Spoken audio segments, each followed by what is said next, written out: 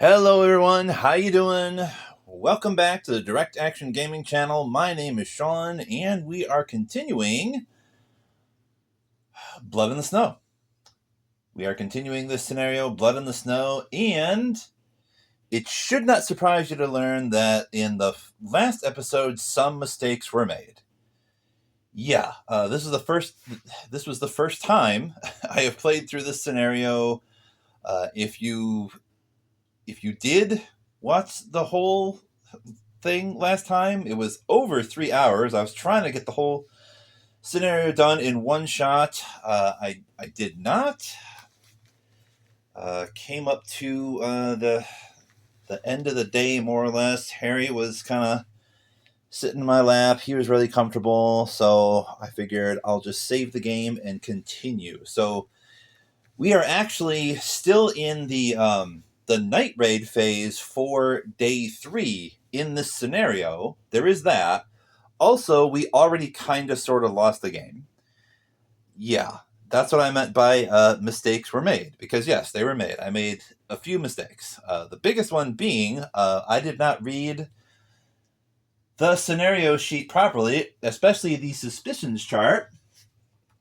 Because the suspicions chart does make it clear, beyond all the various results for rolling on the suspicions chart, it also says if any of the suspicions tokens,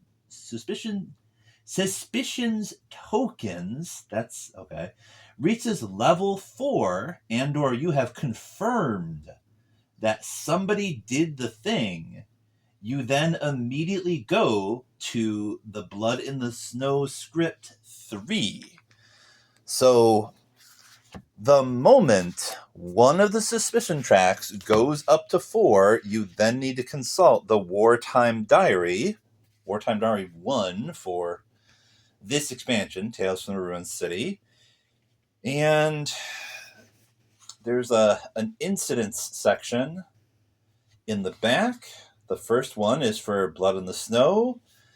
And entry 3 basically gives you like a handy dandy chart that kind of lets you know what you're supposed to do in any given situation, because there's a lot of different situations. Quite a few of them, actually, because of course you have 4 different suspicion tracks, plus we also have the zip tie token. The zip tie token is kind of important. That's probably why it has a value of 0, and the rules explicitly state it cannot ever be stolen to ensure that you are going to have it no matter what.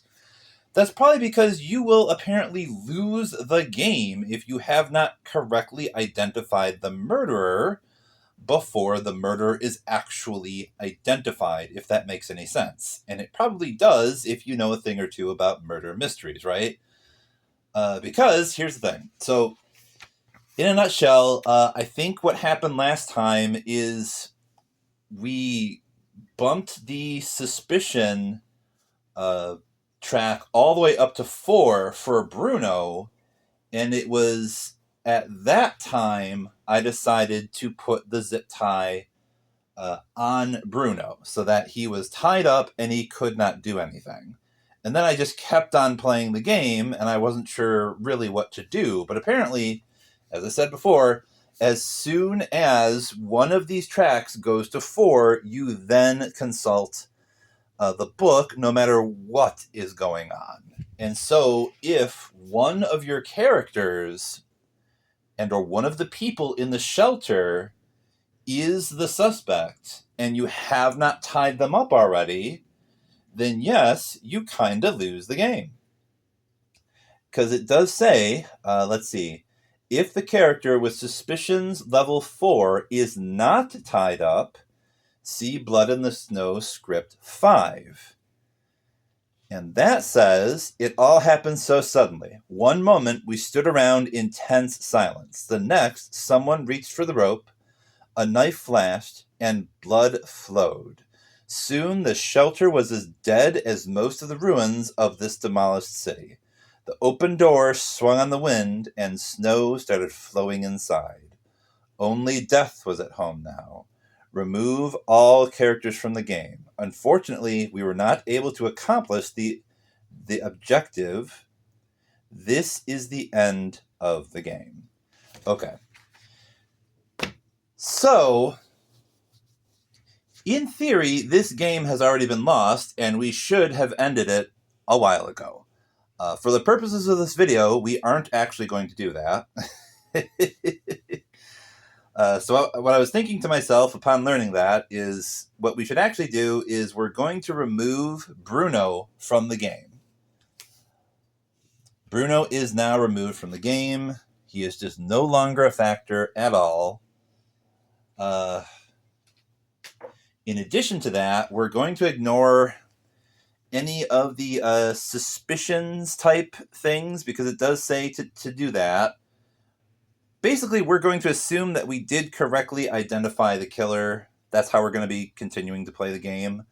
I will not open that envelope, though, because I don't want to say that I have succeeded here, since I'm pretty sure Bruno, according to these rules here that I've read, Bruno was still technically free once we confirmed that it was him. Therefore, since he was the dastardly murderer, he just sort of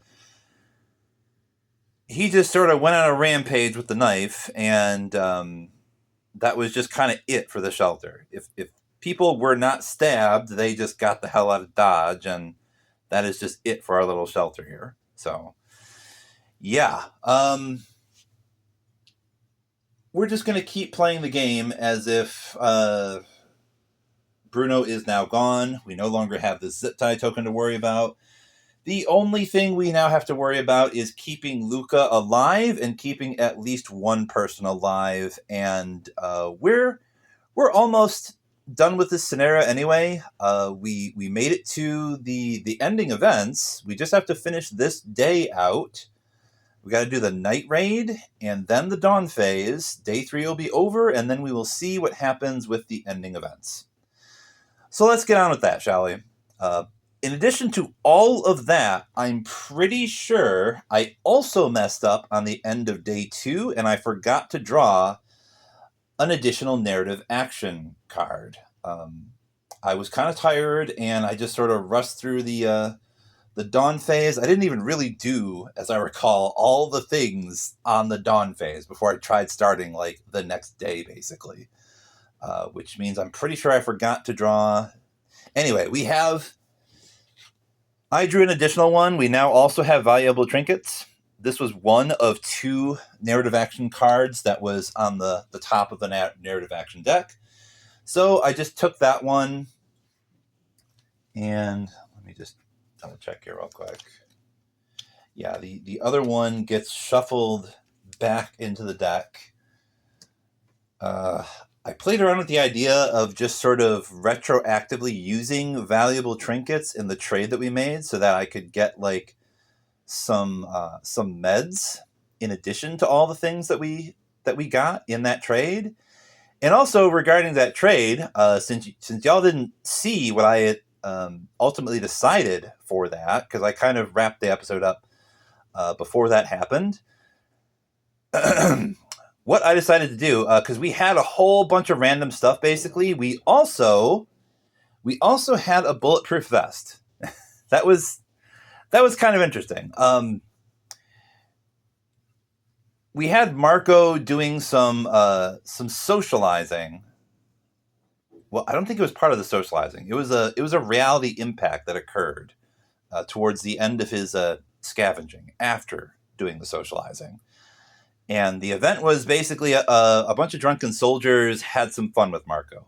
They threw a bulletproof vest at him, and they said, "Yeah, here's a new invention from the Americans. We want to test this out to see if it works. Put this on. We're just going to test it. It'll be fine, we swear." So it was not a good situation. We had options as to what we should do in that situation. What I chose for Marco to do was to initially play along and put the vest on, and thankfully that was, I think, the correct result, because it just said that we got It stung quite a bit when Marco got shot in the chest, but the vest did work. So even though the soldiers had confirmed that the vest does indeed work, they said, well, let's keep testing, by the way. We're going to test something stronger with it now. So the game gave you another choice as to what to do at that point. And I said, well, we already have a bulletproof vest on.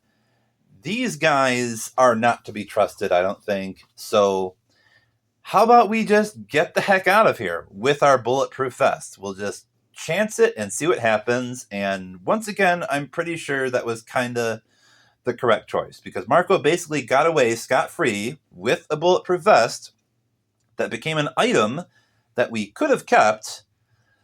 But since we're so desperate for stuff and it had a value of 15, I included that in the trade that we then did. We went to the market and we just traded all the random stuff that we had plus the vest. It gave us like 30-something points to play around with.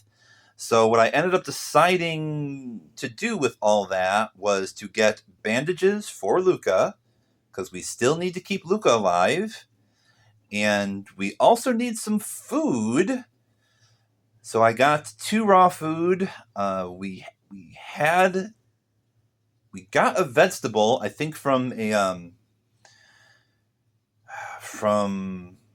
rolling on the special findings chart. And yeah, what I purchased with the stuff that we got was 2 raw food, bandages, and 2 chems. And we're also bringing back 3 water.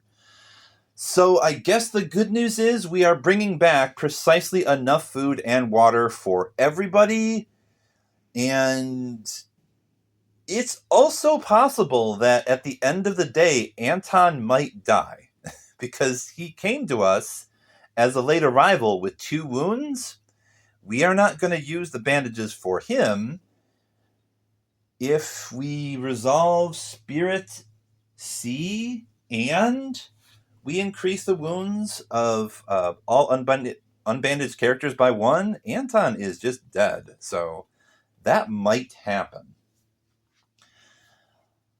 So I guess the plan overall is let's focus on Marco and Pavel. They are the healthiest ones and most useful ones, I guess, at the moment. And as long as we have one person survive till the end, we have technically kind of sort of won. That's our situation right now. We're about to do the night raid, and we're just going to see what happens. So since this is Blood in the Snow, first of all, we do have Crime Wave. Crime Wave means we're going to have to technically possibly do 2 night raids, but again, this is Blood in the Snow. And we still have the Blizzard track, which kind of means before we even resolve a night raid card, we get to make a special Blizzard roll. So on a 6 or less, because that's the current Blizzard level for the day, a night raid does not happen. So we're going to make 1 Blizzard roll.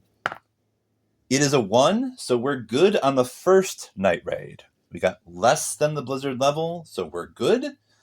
Now we make a second Blizzard roll, and we get a 6. So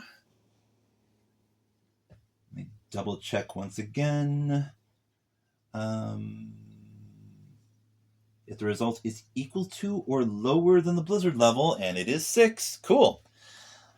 Crime Wave may be a thing, but we just don't have any night raids that happen this evening. The Blizzard was just too much for anybody to be on the streets. Which is fine, because that means we don't have to make any rolls, we don't lose anything, we don't take any wounds, we didn't even have to fire a single shot with the pistol that we got from Anton, who is hopefully not going to die tonight. We'll see. But that is the night raid over, so we're going to put the weapons back in the storage. We are also going to put all the findings from the findings pile in the storage now. We're going to put the bandages right on Luka. We're getting the food. And we're also getting a few more chems.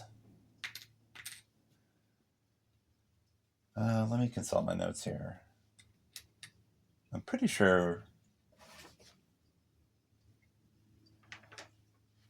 Yeah, I messed up once again.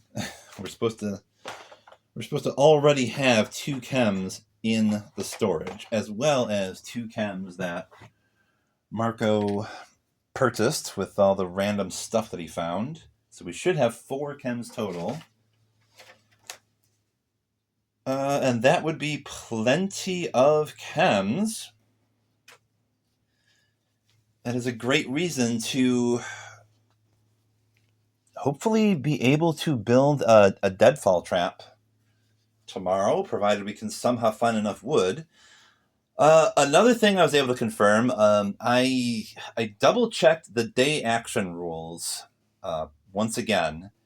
I wanted to read them very carefully after the mistake that I made with the scenario rules.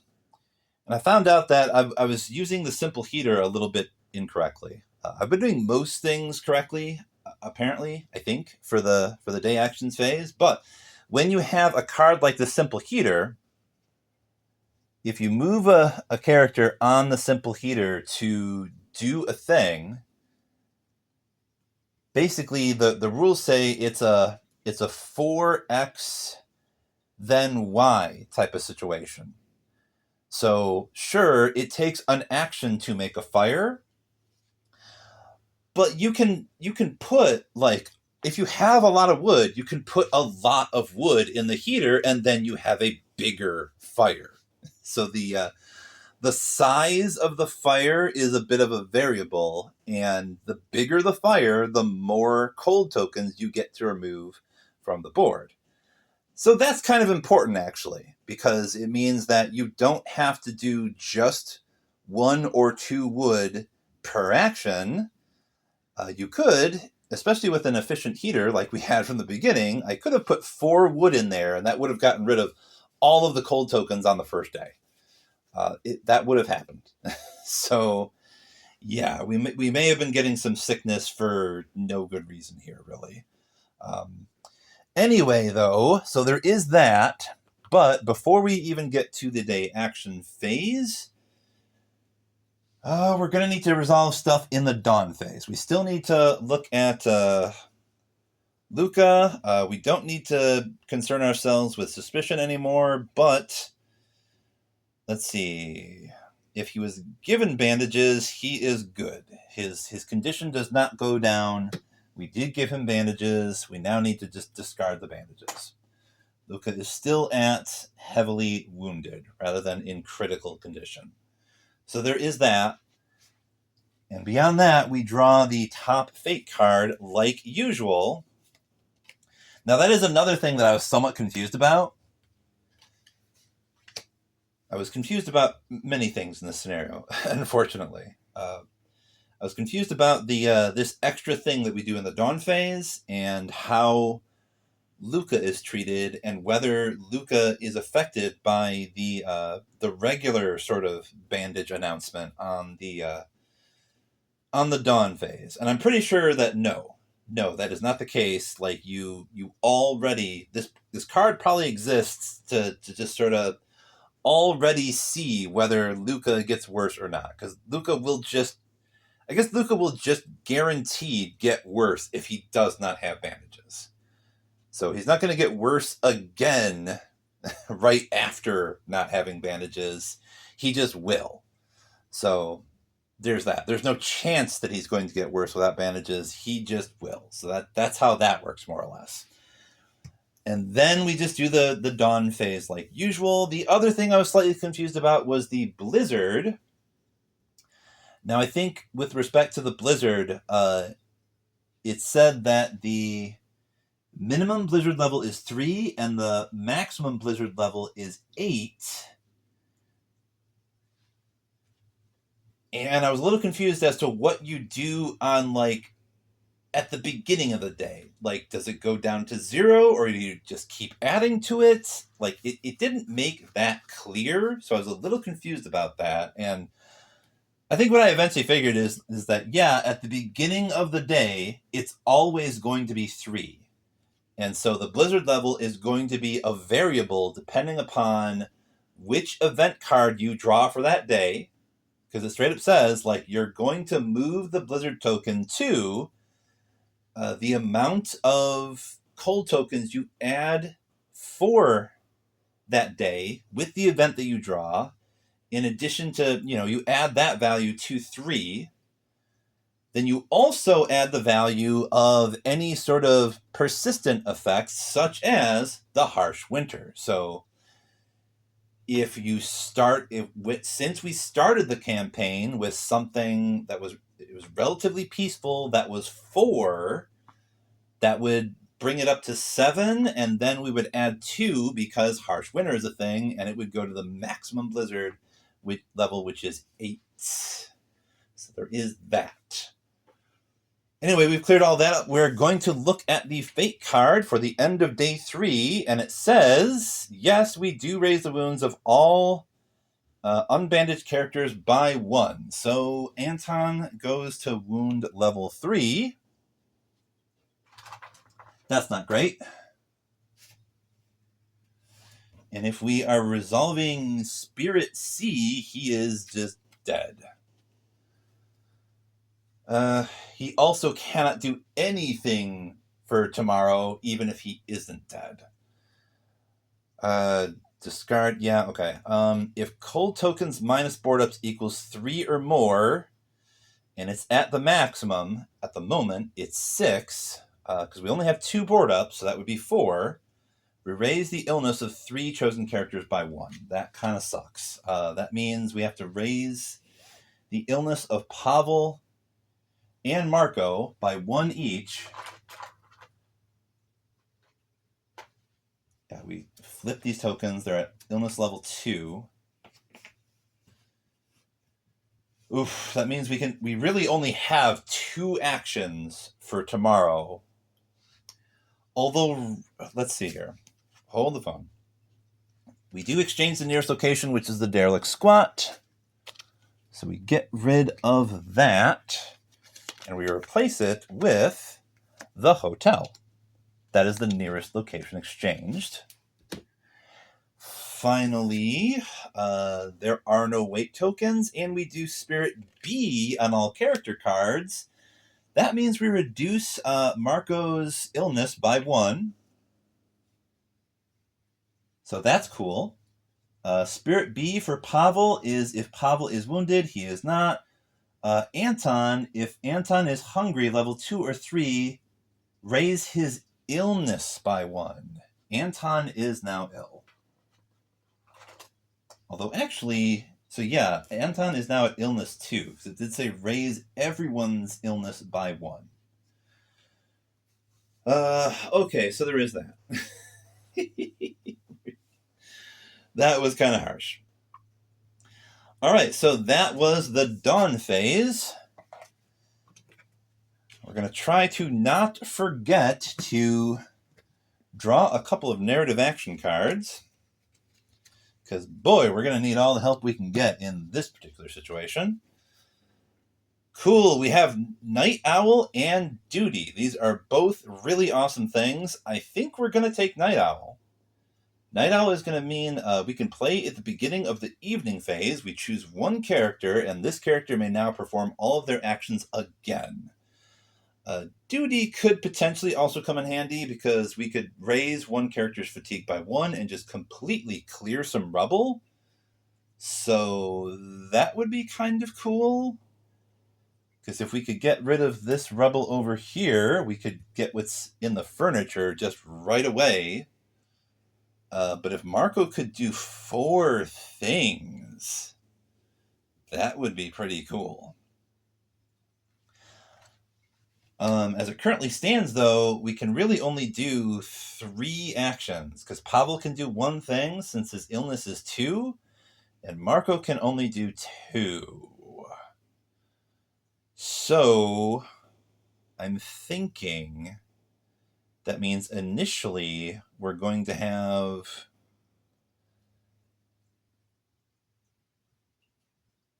Marco sit in the chair, and Pavel is going to discover what's in the heap. We're going to see what we get in that heap. Because if Marco...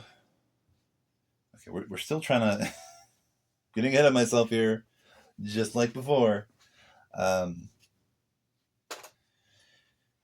see, are we taking duty or night owl?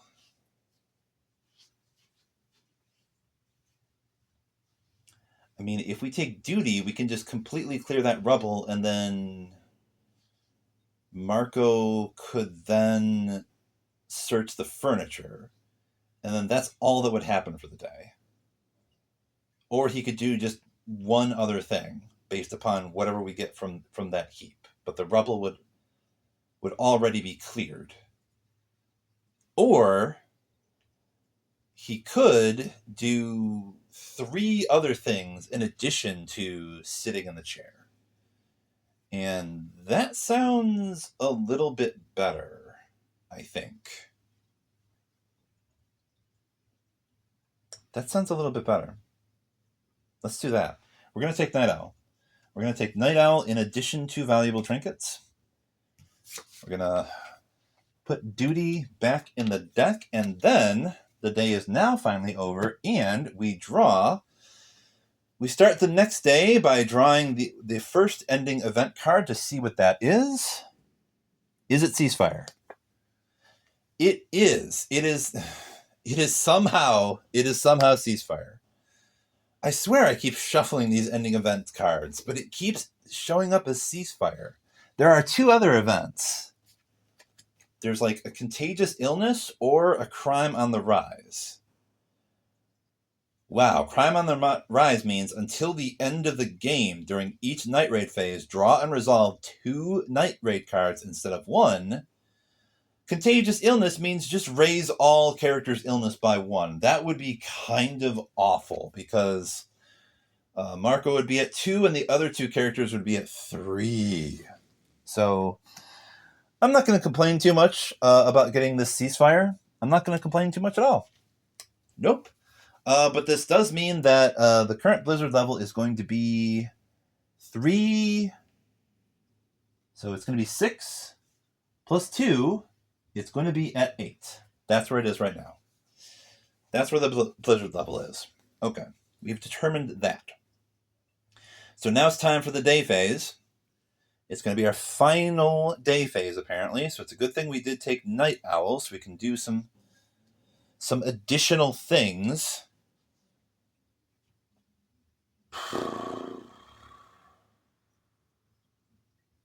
If today is the final day...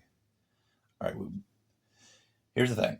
We know we want Pavel to go to the heap, and we also want Marco to go to the chair. So we're going to resolve both of these things one at a time. Since we have 3 books in the storage, it's pretty much guaranteed if you put somebody in the chair to do the chair action, you reduce their misery by 1. So Marco's misery gets reduced by 1, and then we get to see what is in the heap. And that is 2 components and 5 wood. Meaning we now have 6 wood. Cool. Oh, and we also get a lockpick. All right. Now we remove that card from the game. Pavel is kind of done for the day. Marco can do precisely 1 thing.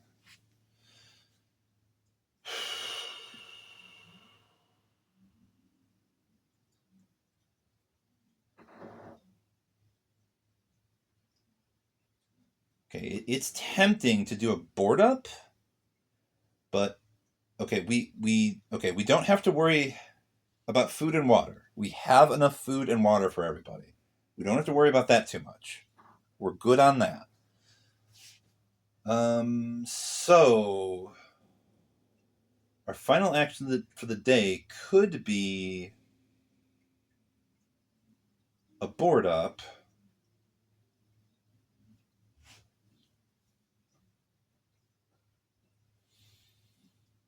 That would bring us down to 2 wood.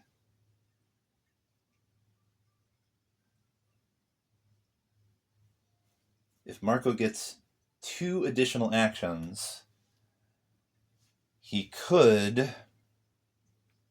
I mean, there's no real point in building. Well, actually, no, there kind of is. There kind of is. We could build a. We could build a deadfall trap for just 2 wood, 2 components, and 5, or rather 2 wood, 5 components, and 2 mechanical parts. So if we do a board up, we have precisely 2 wood left. So what could happen here is Marco could do, with 3 actions, Marco could do a board up. He could build a deadfall trap.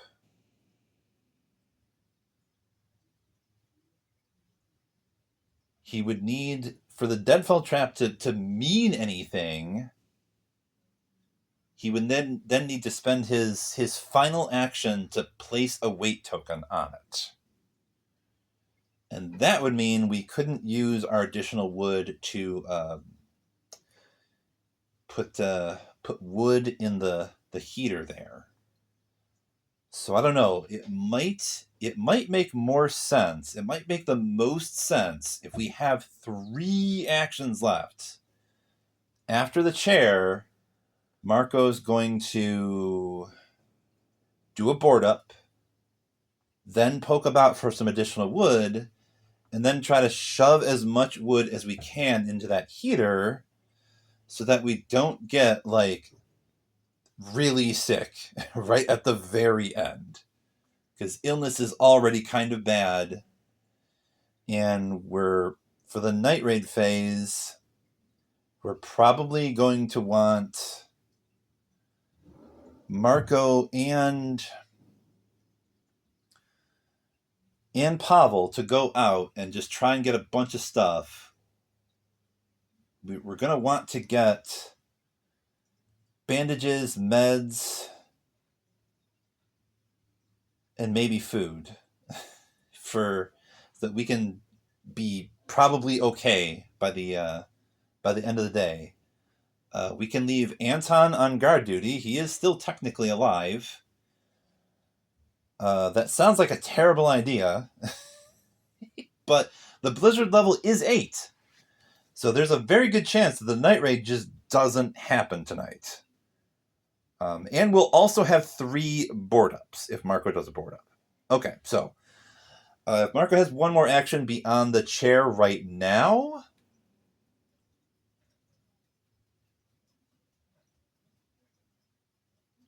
let's do the board up. Okay, we take this from storage times 5, and now we have 2 wood left. And we also take 1 component, and we toss that out. Move Marco over here, and we say we get an additional board up. That is the end of the day action phase for now. We get that 3rd board up now. Cool. We now have all our board ups. Now it's time for the dusk phase. We get rid of all the water. Everybody gets something to drink. Thanks to the scavenging that Marco did last night. We are also going to have raw food for both Pavel and Anton. So their hunger goes down to 2.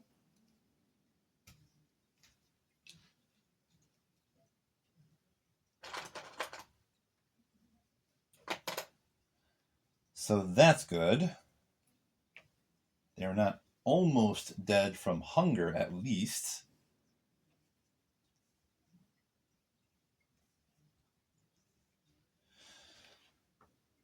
Let's see here. We also get rid of the vegetable for Marco so that his hunger does not go up. So we get rid of the raw food and the vegetable. That's all gone. Okay. So that was the dusk phase, and now we move on to the evening phase. We're going to have Anton on guard space.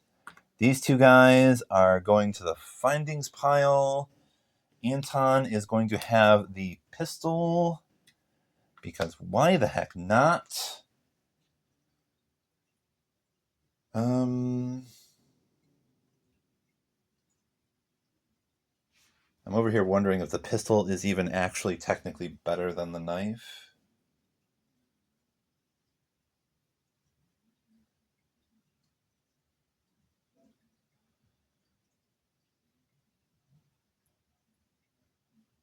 I kind of think so. Oh, wait a minute, this is odd. What the heck is this? What is this? I'm only just noticing this three dots. Let's consult the journal. Oh, I didn't even... Oh my gosh. I've been playing this game for so long, I didn't even know this. So let's see. Enemies do not use ammo tokens. Instead, when they roll the out of ammo icon, that's the three things there, on a combat die, you slide this enemy to a different row on the combat chart, depending if he has another weapon available, or he must fight unarmed.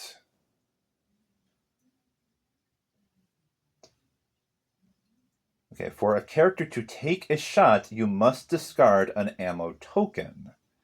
If a character is out of ammo, they might use a different weapon with or without one, if no other weapon is available. Enemies do not use it. Okay, so the three dots are just for enemies that don't have ammo tokens, to represent that they are now out of ammo and cannot take a shot with their firearm. You learn something new every day. When it comes to the melee die, there's a 3, a 2, a 1.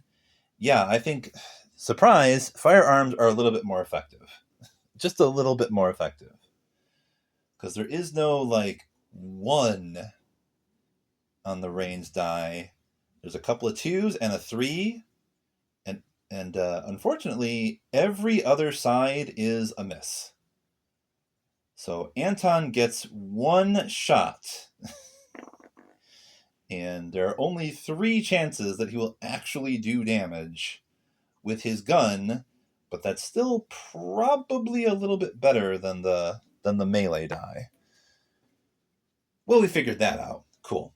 Anyway, let's see. So, do we take stuff with us for trading? Because we do... Let's see. We have if we take both Pavel and Marco, we have a grand total of... Oh, and we also increase everybody's fatigue by 1, which is basically meaningless at this point, because we know there's not going to be another day action phase, and fatigue doesn't mean anything for calculating the end of game results. Let's see here. They will have a grand total of 9 inventory. We also don't need any of these parts, so we might as well take all of these parts. If we have 9, there's, let's see, 1, 2, 3, 4, 5, 6. There'd be 6 slots for all the parts that we have that we didn't use yet. We could take all of those with us for trading. I don't think I want to take the books, because those might come in handy. Let's see. Do we have... We have rubble in the old town. We do not have a closed door. So I don't know, we might as well bring the lockpick as well, and the cigarettes, and all the chems.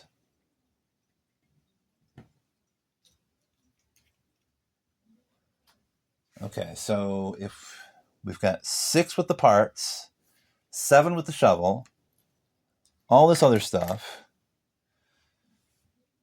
we can bring the knife too. We might as well bring the knife too.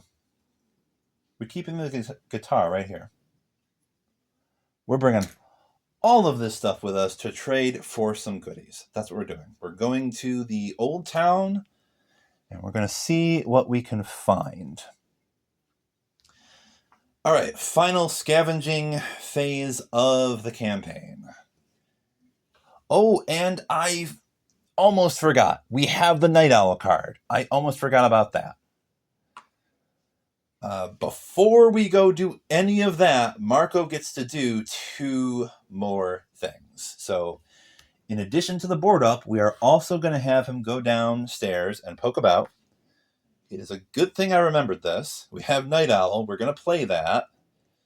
We're going to say we played that in the evening phase. We now get to make 1 roll to see if we get some extra wood. And we do get a 4. So that means we only get 1 extra wood, unfortunately. But that does mean we can then have Marco do his final action at the simple heater. We burn all 3 of this wood, and we get to remove 3 cold tokens from the cold space. That's pretty awesome because that basically ensures we do not have to worry about illness at the very least at the end of the day. Illness is only going to get worse, like, sort of naturally if we don't have enough meds for everybody, basically. So we want to get some meds. And we do have valuable trinkets that will give us an extra 10 points when it comes to trading. So there is that. We have an awful lot of points that I'm going to have to calculate, I suppose. We might as well do that right now. Might as well just take care of that right now because I am not great at math. We've got 6 plus 4 is 10. These weapon parts are 2 each, and we have a shovel worth 6. So that's 20 just right off the bat. And then mechanical parts are 2 each, and the electrical parts are 3 each. So that's an additional 10. So we have 30 with the parts, the shovel, and the valuable trinkets. We also have a lockpick for 5. We have a knife for 8. So the knife plus the cigarettes is 10. 15 plus 4 is 19. Well, so we have 30 here. 30 plus 19 is 49. That's an awful lot of points. That's an awful lot of points. Okay, so we'll try to keep that in mind. I'm going to write that down. I'm going to write that down right now on this little notepad. Everything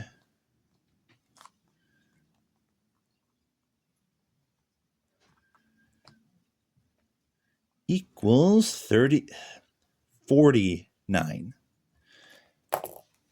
Okay. So there's that.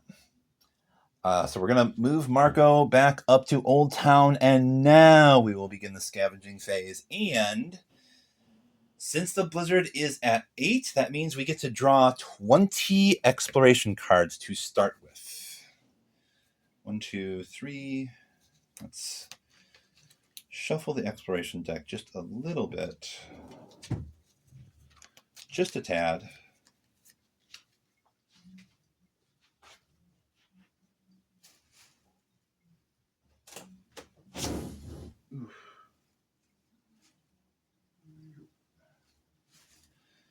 Yeah, I'll also open the window of my apartment. A little bit of fresh air in here is getting a little bit stuffy.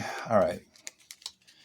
So 12 plus 8, 20. 1, 2, 3, 4, 5, 6, 7, 8, 9, 10, 11, 12, 13, 14, 15, 16, 17, 18, 19, 20. That is an awful lot of cards in the unknown deck. An awful lot.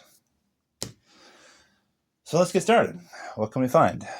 First card says, search the pantry. So we can return 2 exploration cards or raise the noise by 1 and roll for the noise. Let's raise the noise by 1 and roll for the noise. It's only at 2, and we even get our blizzard roll of 8 or less, and just nothing happens anyway. And we get a 3, so we're good. So we now get to search the pantry, draw findings, and pantry is going to give us, let's see, it says a moonshine, a coffee,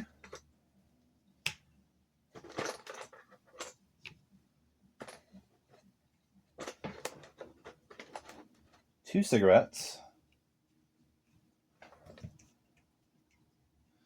and we get to roll for special findings. Cool. So here's what we're going to do. We're going to put all of this stuff up here on the top. We already calculated all this. Okay. And then we're going to put any extra stuff that we find before we go trading below that. So we can just add that to the value that I've already calculated. And right off the bat, we can see we've got 3 plus 3. That is an additional 6. Okay. And we still get to roll for special findings. What do we find when it comes to special findings? We get a 10, so that is a vegetable. We get a vegetable. That's cool. That is another thing we're going to use for trading. We're absolutely going to trade with that vegetable because we do. I already know now that is basically meaningless at the end of the game. Because you can only use like actual food items that will reduce your hunger. That's the only thing that actually matters, like at the end of the game. And the main thing is to keep everybody's misery as low as possible, because that's what really counts when it comes to like how good are they actually feeling at the end of the war. So as long as things like hunger and wounds are lower than 2, then that's fine. Fatigue doesn't matter. We are going to want to find bandages for Anton, though. I think we can afford to not give bandages to Luka because he will just go down to critical condition and not actually be dead at the end of the day. But if Anton's wounds do not go down at the end of the day, well, he doesn't count for our success. Like it really matters. Ugh. All right, so that was the first thing. We're going to put the findings back in the deck here. We're tossing this out. What does the next card say? It now says search the heap. Okay, we're going to do the same thing again. We're going to raise the noise by 1, and we're going to roll for the noise again. We do get a 5, so we're good. So we now get to search the heap. All right, so we get an additional electrical part, chem, and cigarette.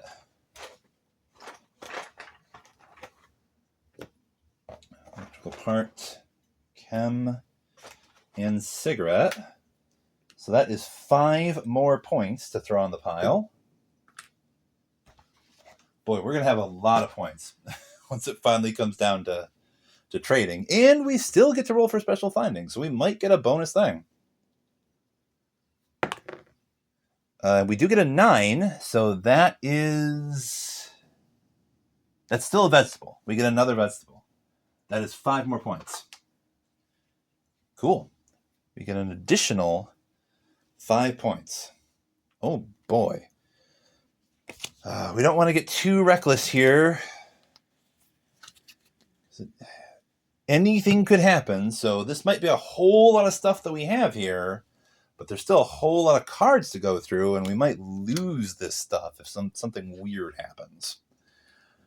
But again, Blizzard level is at 8, so there's a fairly low chance that we're actually going to trigger an encounter here. So let's just keep on rolling. Let's see. Next one says, I think I saw something.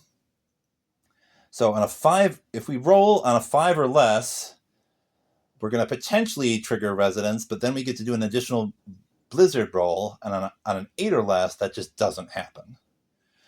So we could get risky here and try to see if the blizzard is going to protect us from a potential thing occurring. Or, since we have so many cards here, we should have 18. We could give up 3 and still have 15 cards left. And it's not like all of these cards are going to be a good thing. We already found like a bunch of extra goodies. Could give up 3 cards. We could do that. That would add 3 to our roll here to I think I saw something. Marco and Pavel believe someone is on their trail. Are they going to take a little bit of time to be sure that they evade them, or are they going to be a little reckless and just keep on rolling and just take their chances? I think given the circumstances, they're going to be reckless. They're going to keep rolling and take their chances. And that means we got a 2, so we would potentially need to draw residence, but now we also get to make the blizzard roll. And it is a 6, so nothing happens. Okay. That is a good thing about the blizzard. It's especially good now, seeing as how our fire and our board ups means that finally our shelter is nice and toasty, and we do not need to worry about cold making anybody sick. But the blizzard is covering us in terms of danger and all that. Okay, so we put the noise back down to 1 since technically we triggered something, but we evaded it because blizzard. So now we draw the next card, which says Reality Impact. So draw a card from the colors deck, which is going to be... Oh, great, it's black. Top card was black. And it says, then check the number with that color on the exploration chart of this location's card. So that is going to be 170. So we now go to 170 in the Book of Scripts. We consult that to see what occurs. 170. Where the heck is that? I'll pour myself a little more coffee before we find out.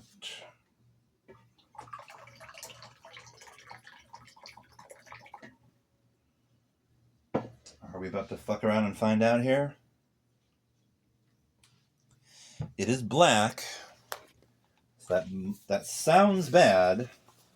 Although I should say the last time we drew a black event, it just ended up being some old man that was literally fishing for pigeons with bread.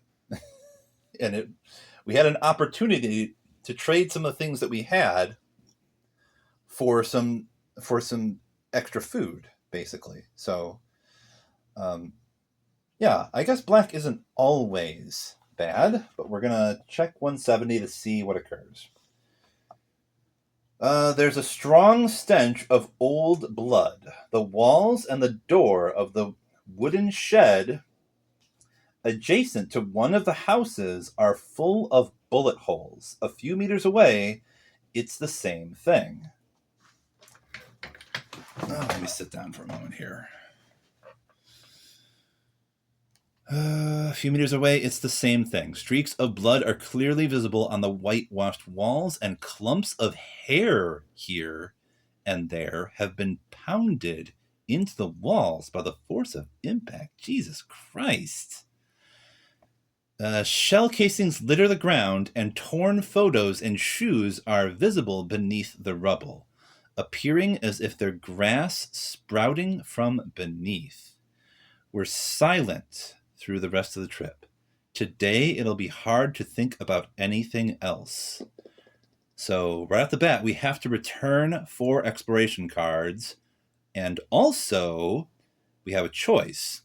We can look for gun shells that might still be useful. I'm not doing that. Or we can just move on.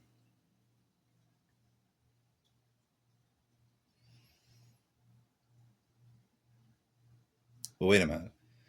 The option for shells is return one exploration card and add to the findings pile as many shells as there are available in the box.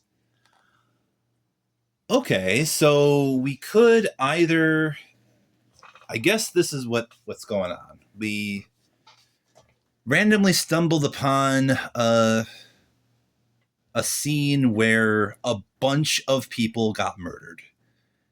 Thankfully, it happened a while ago, so there's no real danger to us. But apparently, no matter what, we're returning 4 exploration cards because both Marco and Pavel took a bit of time to look around the scene because all the blood and shells everywhere obviously made them a little bit nervous.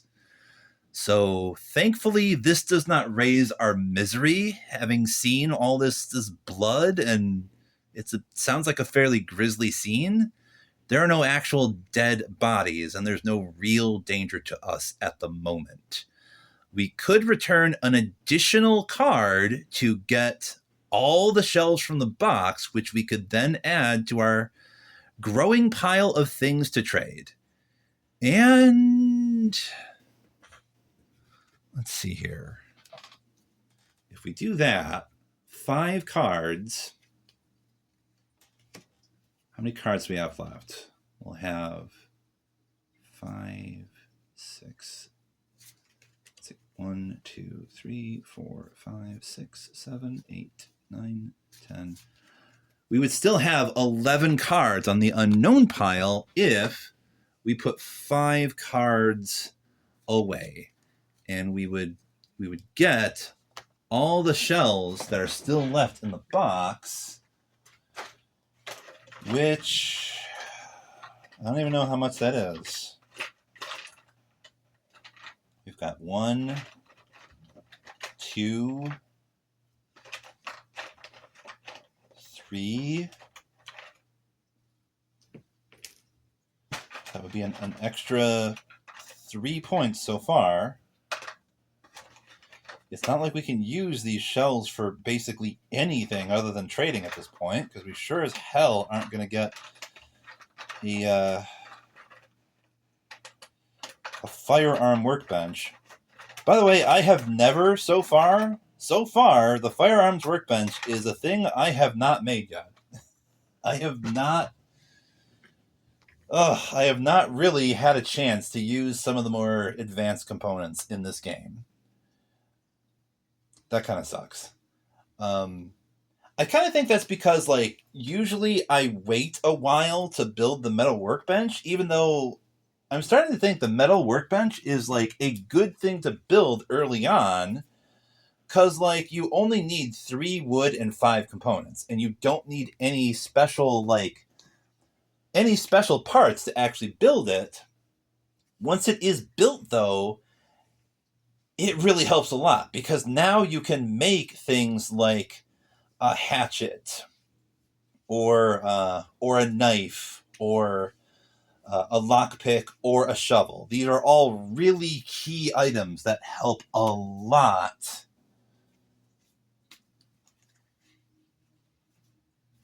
That are difficult to just sort of find and or trade for, like, on their own, right? So yeah, I kind of think Metal Workbench is a pretty good build early on, and then you can upgrade that at some point. Yeah, this lets you build a lockpick, a shovel, a saw blade, which is really awesome. 1 weapon part and 1 component will get you that saw blade, which means you can hack through those bars, like, right off the bat. So that's cool. Oh, and also, this is probably why, if you really look through things in the book, as I just did in the FAQ section, when it talks about, like, fittings that you can build, it highly recommends, like, looking through all of your options very, very carefully to consider what it is you should make.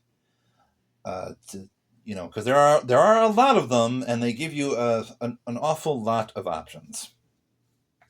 Anyway, yeah, I think we're going to put these 5 cards away and add these 3 shells to the pile. So we take a little bit of extra time, since we have it, thanks to the blizzard, to pick up the empty shells at this grisly scene to have just a little bit more trading value. Okay, so that was the reality impact. Afterwards, we shove this underneath the old town. That goes underneath the location card, and we draw the next exploration card. What is it? Okay, we can return 2 exploration cards to get a hiding place, or we can ignore it.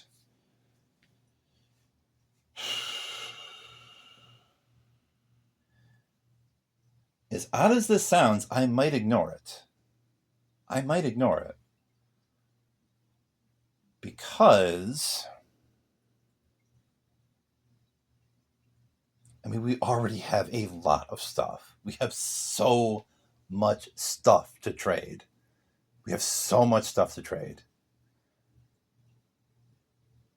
All right, let's return 2 exploration cards to get a hiding place to make sure we don't get screwed here. If we return 2 to get a hiding place, we then would have, let's see, 8 cards left. That would mean that we probably would want to initiate the trade to make sure we get the stuff that we need. Then we would have 2 more cards to draw to maybe get some more stuff on top of the stuff that we just got. And the hiding place that we get from putting the 2 cards away would basically guarantee we're not going to get got by a bunch of soldiers or rebels or thugs or whatever. So let's do that. We'll put the hiding place there. We'll put the 2 cards away, and now we're going to initiate that trade.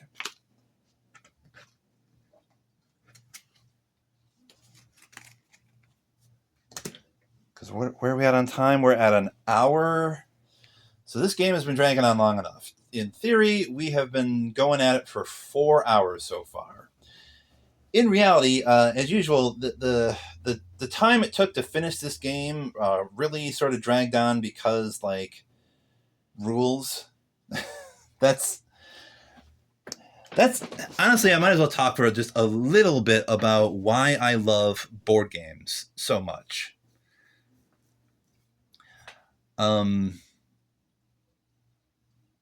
It's the fact that, like, when you play a video game, everything just kind of works like it's supposed to for the most part, if you know what I mean. Sure, you might have to encounter some bugs every now and again, but it's literally not your fault that the game isn't working like it's supposed to. Other than that, your experience with the game and your ability to, like, enjoy yourself and, like, I guess succeed with the game, if that's even the point of that game, because there is a digital version of this Warbind. And as I've said before, the point of this game is not to enjoy yourself. It's not to have fun.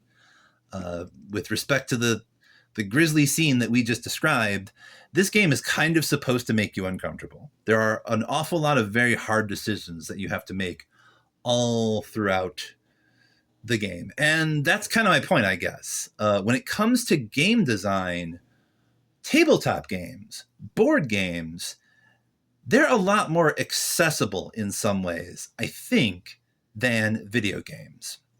And here's the thing, like, if you want to alter the way board games work, you can technically just do that. Home rules are a thing. You can sort of design your own modules if you want to. But then also, to explain why this obviously took a lot longer than it probably should have, I'm not familiar with the rules. Well, there is no computer processing all the things in the background. I have to do that with my own brain, right? That's another, see, I guess that's what I'm really trying to get at, right? I like board games because they kind of force you to use your brain way more, I think, than a normal video game would. That's my personal experience, and it's also an interesting thing that pops up whenever I sort of bring games with me to like various social events, or just sort of mention to people that I know, hey, I have this game. You want to play it? You want to try it out? And a lot of the time, people will say,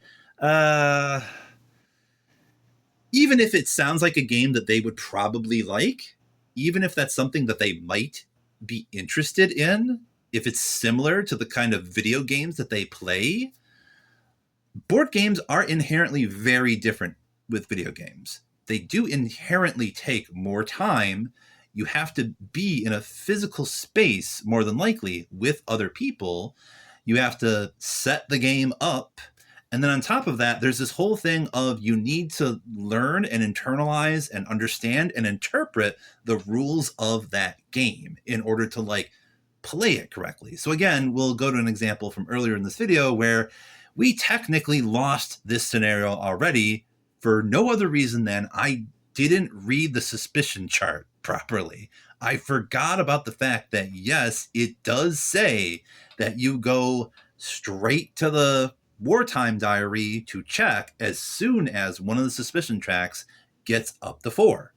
So in reality, all these people are already dead and or gone because Boris was the murderer and he just stabbed somebody and ran away. And anybody, I'm going to assume that anybody who didn't get stabbed by Boris on the way out just said, fuck it, and they left too. And the shelter is then just empty at that point.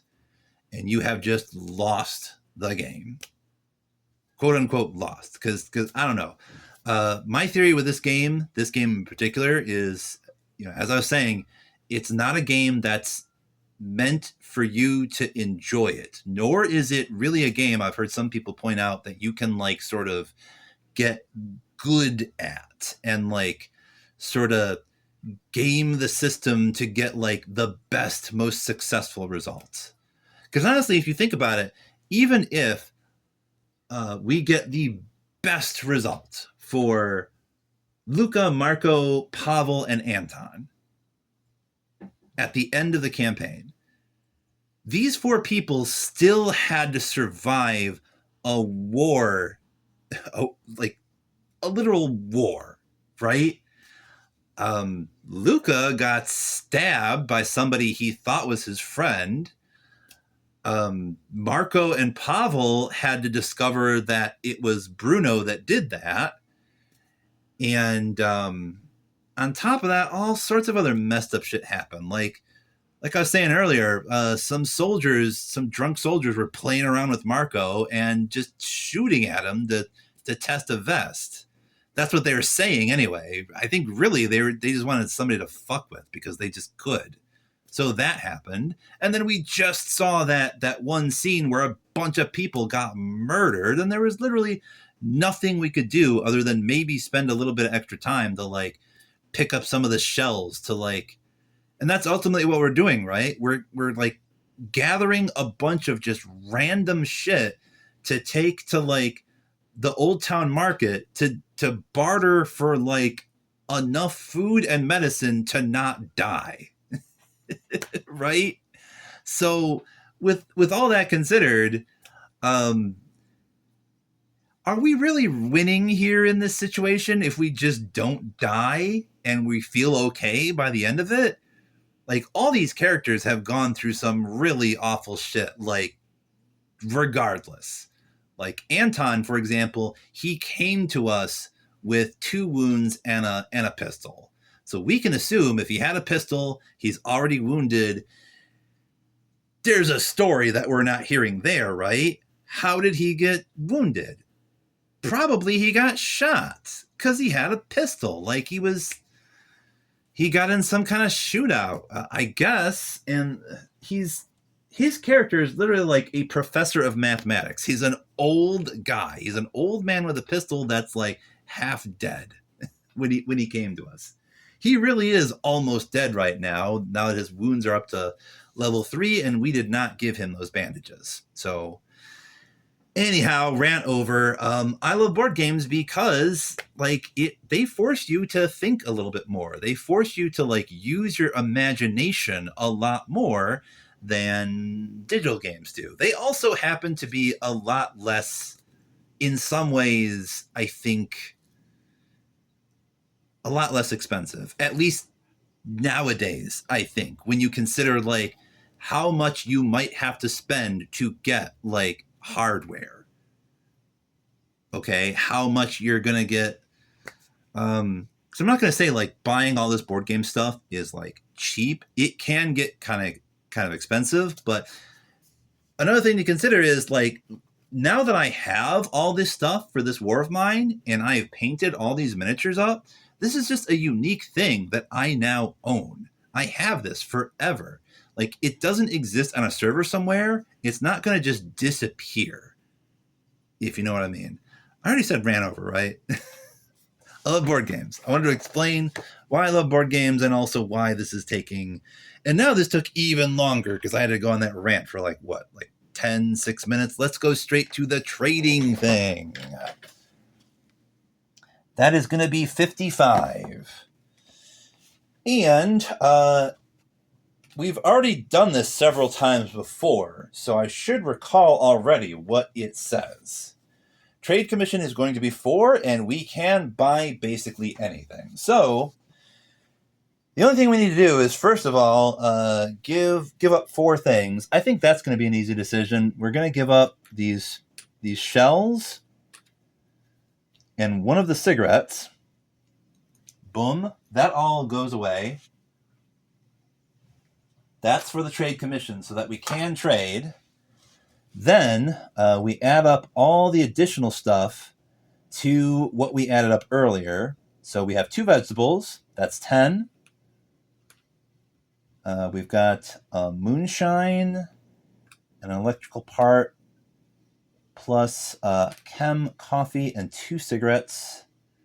So 10 plus 6 plus 4. That's an additional 20.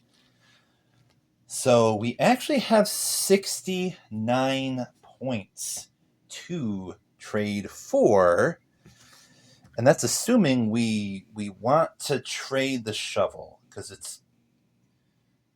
And I think we do, honestly. Like, there's a small possibility that one of the last 2 cards is going to be like a rubble space.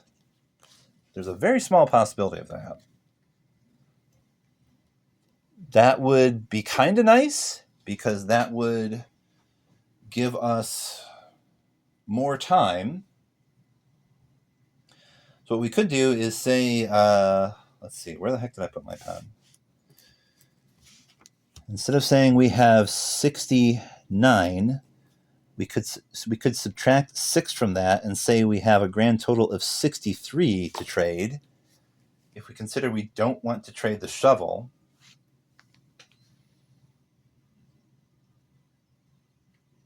I think we don't need to worry about bringing water back with us this time because this is the final day. We're not going to have to survive beyond today. There will not be another dusk phase. So we don't need to bring anything back with us other than like just food. At this point, all we really, really, really need is just food and meds. So 469, what could we do? We could get 3 raw food. We want to make sure we have bandages for Anton, so that's 40. And then we can also get 2 meds. That would be 60. Okay. And if we only give ourselves 3 more points, Then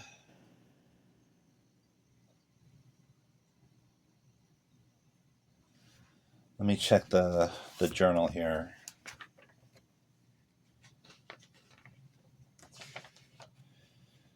Okay, alcohol. All right. If we get 100% alcohol, which is 10, we don't have enough for that. We only have 9 on top of 60.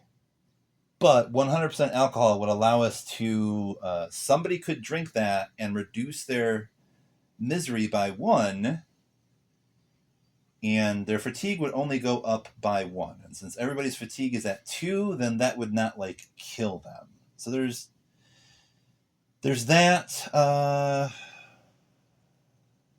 We don't need any cigarettes. I don't think we have any other habits.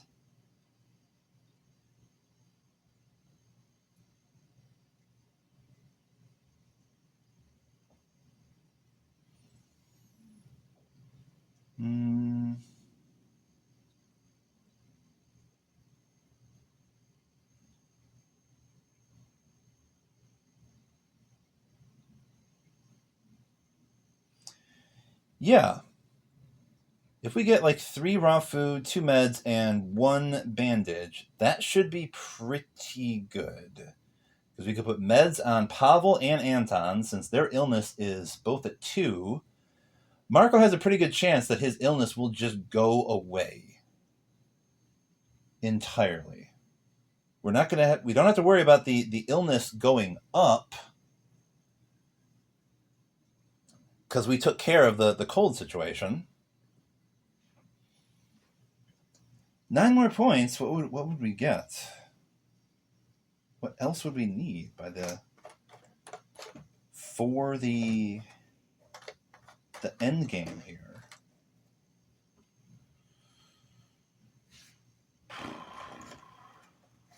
Gosh, I can't even think about anything. If we only had 1 more point, if we'd only taken like 1 book with us, we could get like 1 more meds.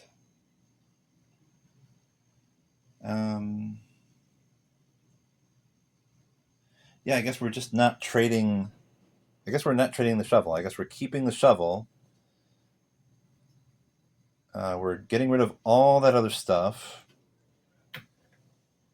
for 3 more points. I don't even know what we would get.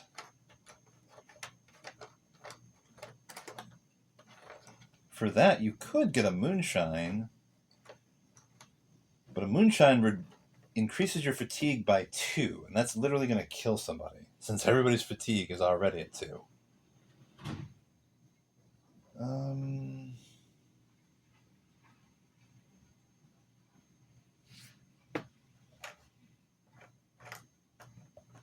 Oh, I think I know what to do. Right. If we say that we do trade the shovel, we could get herbal meds for 6.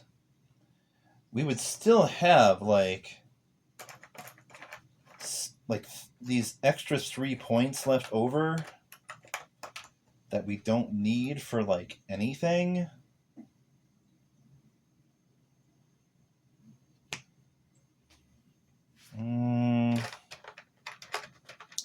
I kind of think that's fine, though.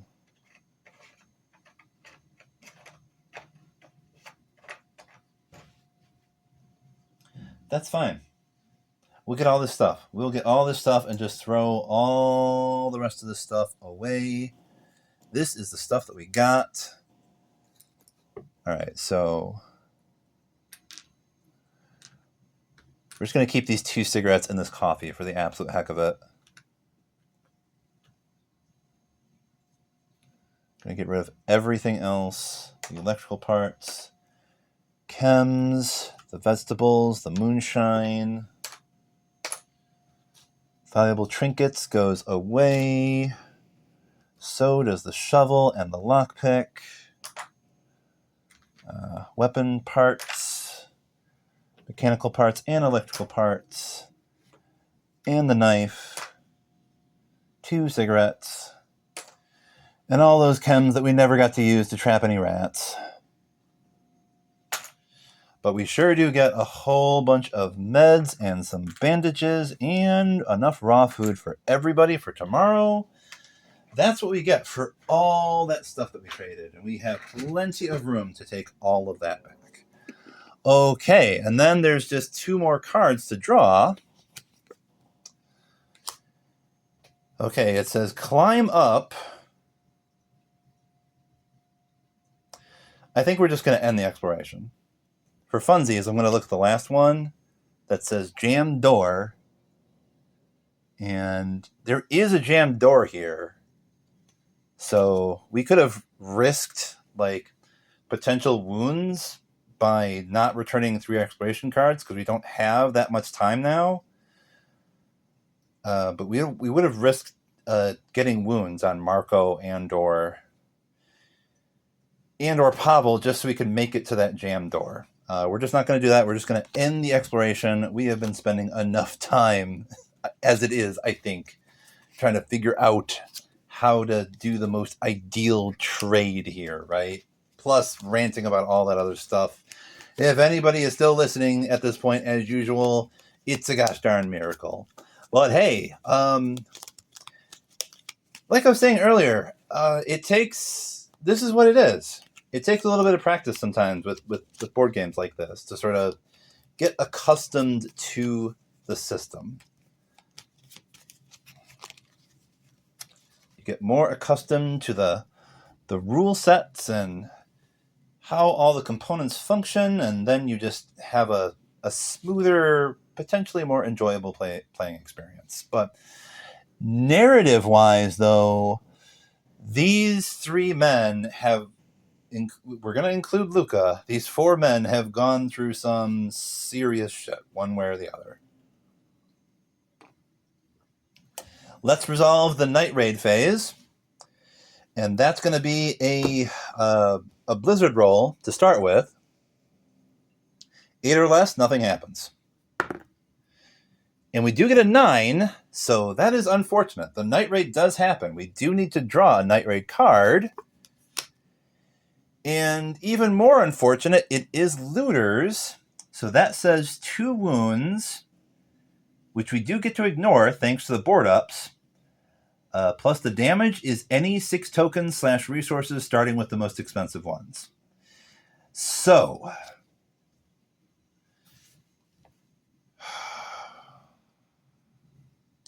we don't want Anton to die, so we're going to erase 2 of the wounds right off the bat. And we get to reduce the damage by 1, but that's still 5 tokens / resources starting with the most expensive ones.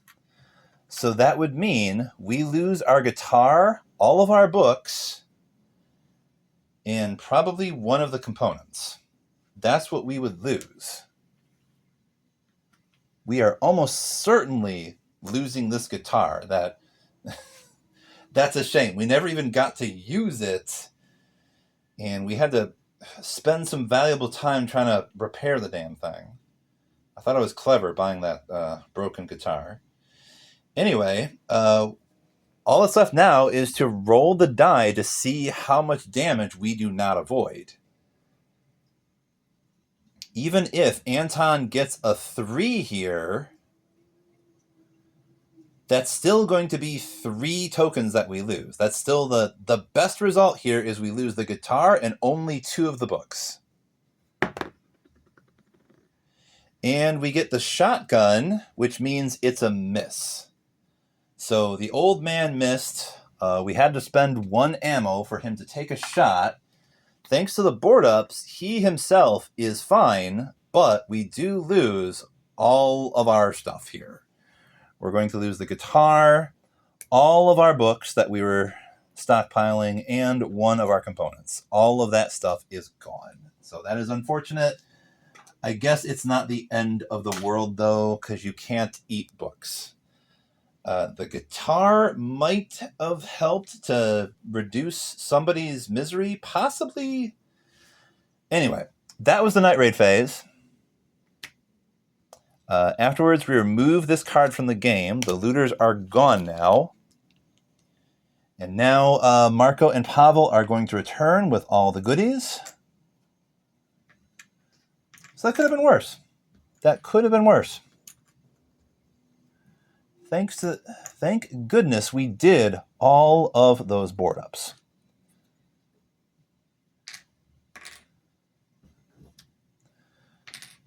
Okay, so here's what we'll do. We're going to put meds on Anton and Pavel before we do the dawn phase. We're also going to put bandages on Anton, not on Luka. We're also going to put herbal meds on Marco. So all of these things are now assigned. And we're going to move the condition token down to critical condition because we didn't give bandages to Luka. So we're done with that special thing. Now we look at just the normal fate card. Might as well sit down here. This is pretty much the final thing we need to do for the game. We raise the wounds of all wounded, unbandaged characters by 1. So it's a good thing we got some bandages for Anton. He does not die now. His wounds do not get better, though. But lower the illness of all characters who took meds by 1. So we do lower the illness, at least, of Pavel and Anton by 1. Okay. We then discard the meds. The meds are now gone.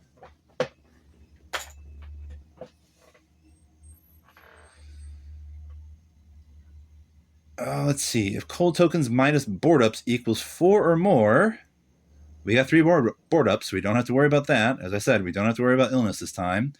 We exchange the nearest small location, which should be the hotel. Like, this really matters. The hotel goes away. We weren't going to be able to go there anyway. It is replaced with the city hospital. Now we get the city hospital. That's nice. Okay. There are no weight tokens, and we look at Spirit A. And Spirit A means, for Marco, if any character in the group is hungry, level 3, they are not. Hunger 2 is the most that we have. And for Pavel, there's no effect for Spirit A. Anton, if there is at least 1 book in the storage, lowers Anton's misery by 1 if he is miserable, and raises fatigue by 1. Well, he isn't miserable, so that literally means nothing. So, okay, so nothing happened with the spirit, so we put that away. And for the absolute heck of it, we're going to draw 2 narrative action cards to see if we can get something that might impact the end of the game here. We get Vigilant Watch and Who's There. We can play at the end of any phase to draw and resolve 2 cards from the visitor's deck. All right, well, let's do Who's There then. Because if it says at the end of any phase, that could be the dawn phase that we are currently in before we go to the morning phase of the next day. That means we get to draw and resolve 2 visitors cards before the day is over. Can we get even more stuff? Although this might be kind of bad, actually, now that I think about it, because if we get, like, beggars or something, our misery can potentially go up if we don't want to give them, like, the food that we do have. So, all right. First card is Gossip. We can look at the top card from... Okay, this means nothing. The next day isn't really going to happen. We already know that we're dealing with ceasefire. Next card says... Is there any truth to the gossip? This also means nothing because it says make 2 rolls on the suspicions chart. Who is responsible? Who had motive? After asking around the neighborhood, it turns out that nearly everyone could be under suspicion. Well, we already technically kind of sort of solved that. All right, so we are now officially at the end of the game.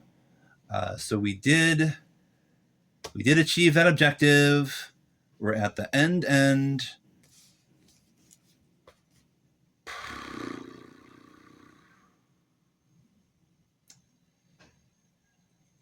We've got 3 food, so we can reduce everybody's hunger by 1, and we already used those meds, so we can't reduce illness.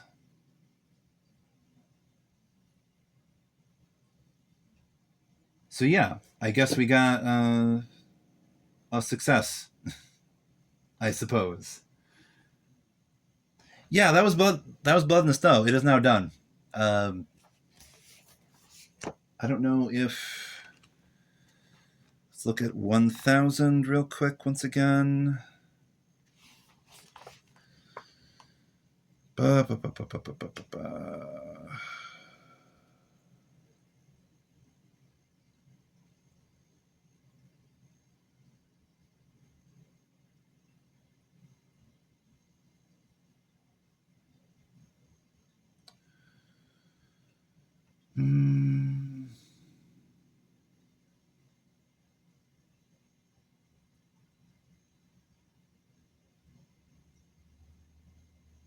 Oh, it says each bandages will lower a character's wounds by 1. That means Anton's wounds do go down to 2.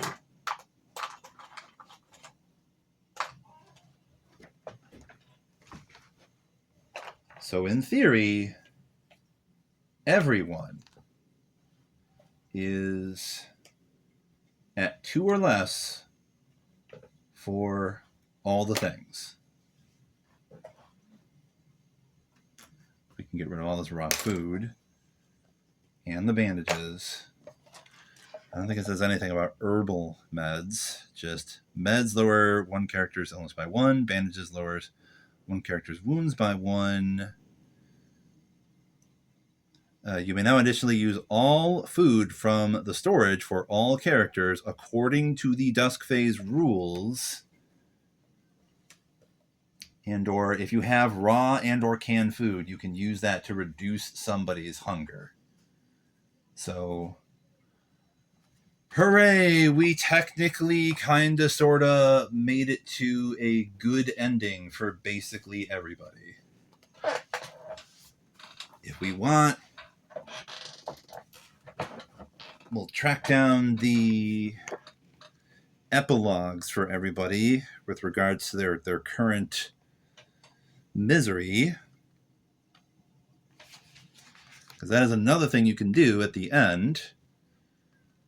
We can go to Anton. If his misery is 0, we can go to 1064 and see what happens to him at the end of the war. If he is doing okay, pretty okay misery-wise. It says, while the war left deep marks on Anton's character, he returned to teaching with newfound resolve. And while too old for the Fields Medal, he's still eligible for the equally prestigious Able Prize. That's nice. Marco. If his misery is 1, and it is, we go to 1861.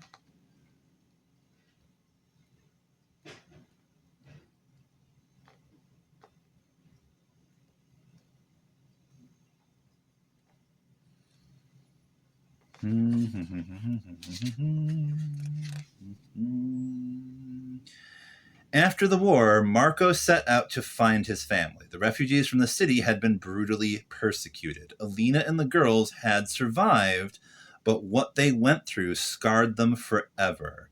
Marco never spoke of the horrors he'd witnessed either. Would life ever be normal again? So that's interesting. I do recall reading his epilogue on Misery 2.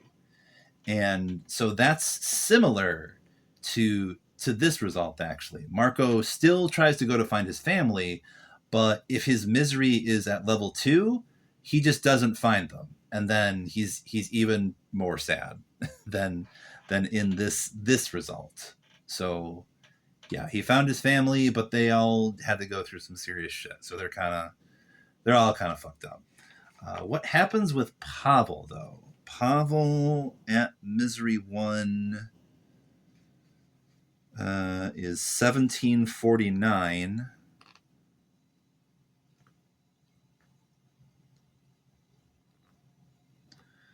I'm pretty sure I read his like happy result once. He like goes off to France with his fiance or something and pursues a successful football career or whatever, because Pavel is the soccer player. Pavel survived the war. He tried to find his wife and son, but despite his best efforts, he could not locate them. He decided to stay in Polgarin, hoping his son would find him there one day. Many years have passed since, and he is still waiting. Oh, that is a very different result to the best result, which he does find his wife and kid, and they move off to France, and he has a successful football career. Whereas if his misery is only 1, and it could be a lot worse than that, it could be 2 or 3. Once you're at 3, you're almost about to kill yourself. But misery 1 somehow just meant that he could not find his wife and kid, and he's just staying in Polgarin until he can find them, but they still haven't showed up years later. So the only one that technically had a happy ending was Anton, the old man, who got shot for some reason, I think. All right, so beyond looking at the epilogues, why the hell not? Let's still continue to be thorough. Like, if you have fulfilled the final objective, you may check the point scale of your success in this playthrough on 810. I kind of don't care about that right now. That might be interesting to look at later. If you want to learn about different harder modes of playthrough, see 740. Now, that's another thing I should probably mention real quick. I was looking at reviews for this game, and I think I might agree with some of the critique that I found, that like the way this game was designed, it was designed to have quote unquote no rules, and or like which is an interesting idea, I think. They tried to make everything like sort of self-explanatory. All the things that you would need to know are like written down on the board and the components, and the journal exists as a way to sort of guide you through each turn, and the book of scripts will have these sort of FAQ sections that apply to various things. So like if you have questions and you're not sure about a particular thing, then you can open up to that section in the book of scripts. Now, the issue that I kind of agree with, that some people are pointing out, is that like what this kind of does, and I think we experienced this in this scenario, is when you have rules that are scattered all over the place, it can be even easier to miss things. So that's why, at least one of the reasons why I got kind of confused about like, well, what do I actually do if the scenario, if the suspicion gets up to 4? Because we have a scenario sheet, and on one side, it explains what you do to set up the scenario. So it gives you setup changes, and it gives you a bit of flavor text and lets you know what kind of components you're going to be using from the Tales from the Ruined City expansion box. But then on the other side, you've got the scenario objective plus changes in rules. So And as I mentioned, there's also other information inside the wartime diary. And we have stuff that's, for the base game in the journal and also the book of scripts. So there's a lot of stuff just sort of scattered all over the place. I kind of missed this one line on the suspicions chart that talked about what to do when the suspicion reaches level 4. But what's kind of neat is if we go to 740, I think 740 might be talking about the advanced rules that are optional that you can use. Does it? No. I think this might be something that I haven't looked at yet. 740. If you want, you can start another campaign in a more difficult mode.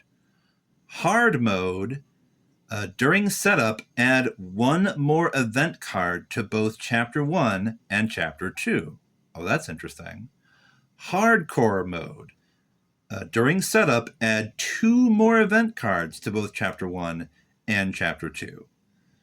Scenarios. You may choose the scenario mode instead of the normal campaign. All right, so that's really all it said. I guess that's all that comes down to. If you want to make the campaign mode harder, if you are playing the campaign mode, you can just add additional events, which does drag that campaign out even longer. You will have to survive longer. So, hey, if we did like a hardcore mode, maybe we would have enough time to really set up a shelter and have like a firearms bench and all that stuff. That might be interesting to try out sometime.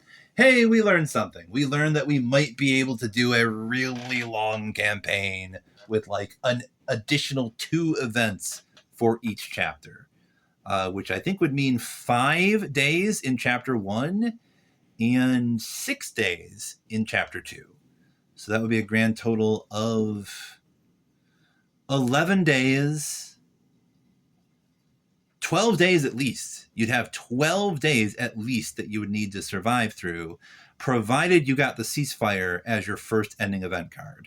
It could be either one of those other 2 event cards that I mentioned earlier. Blah, blah, blah, blah, blah, blah, blah, blah. Okay, we are now really, really actually done. I don't think there's anything else to do here other than say, if for some reason you're still listening, thank you for that. Thank you for listening. This is the end of the Blood in the Snow scenario that we technically lost, but for the hell of it, we played through it anyway. So I don't unfortunately get to... I'm not going to allow myself to open the this envelope to discover what's inside of here, because I did not theoretically actually succeed this scenario. Bruno did it. He got away, though. He killed everybody, and that was what actually happened. We played an alternate version of reality, though, where like none of that really occurred, and actually everybody turned out sort of okay. So that's the end of that. The next scenario. What is that? Real quick, let's announce that. The next scenario should be refugees. So I'm not going to drag you guys through Blood in the Snow again to try and get those achievements. I'll just do that on my own and maybe mention what the heck they were, I suppose. Refugees is the next scenario, and we will take a look at that in the next episode. So I will see y'all then. In addition to all that, I have finished, and I posted it on my Blue Sky, which is a thing. You can check my Blue Sky. It's in the About section. I post things that I paint there, I believe. Did I post it to my Blue Sky? I just finished a firefight squad for the Orc Marauders. So I have mentioned this before. I'm trying to paint up like a combat force for the Orc Marauders for this one-page rule stuff I've been trying to get myself into so I can dip my toes into some wargaming. I did finish 9 models, so that's enough for a sort of firefight squad for this sort of skirmish mode for One Page Rules Grimdark Future. So I am now, I think, going to do 2 more factions, the Tao Union and the Human Defense Force for firefight teams. And then I'm going to also try to paint up some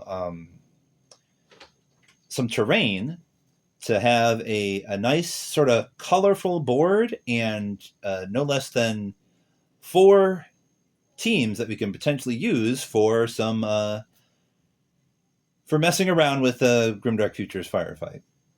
Grimdark Future firefight. So in the future, expect some skirmish wargaming.